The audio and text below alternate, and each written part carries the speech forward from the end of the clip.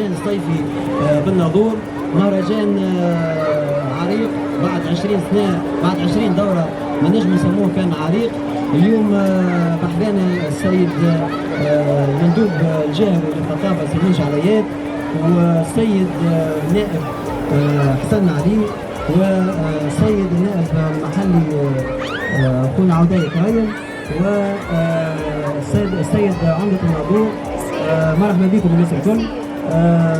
في انتظار النشيد الرسمي الفلسطيني. نحب نمرر الكلمة للسيد المندوب ثم للسيد علي. عليكم بداية المهرجان الصيفي، نتمنى أن تقضيوا سهرات ممتعة مع جمعية الناظور الثقافية، أحد الجمعيات المهمة اللي نقول لكم أنه الوزارة والمندوبية لن تدخر جهد في دعم المبادرات الجمعياتية، وخاصة جمعية الناظور الثقافية اللي ما قامت به من أنشطة. إن شاء الله نجاح آخر يمضى في السنة لنجاح السنة الفارطة، ومرحبا بكم. شكرا سيد المندوب، مرحبا بكم الناس الكل.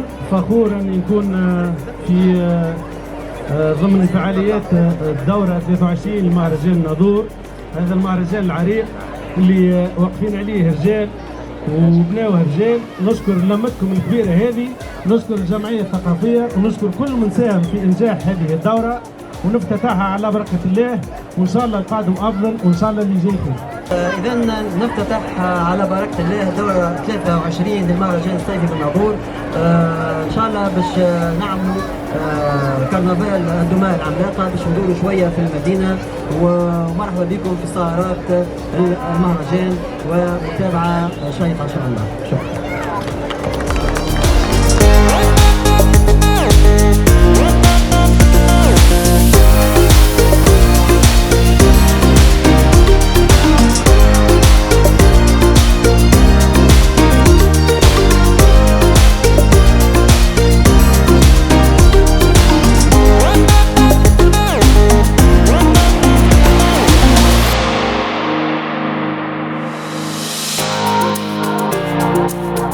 Thank you.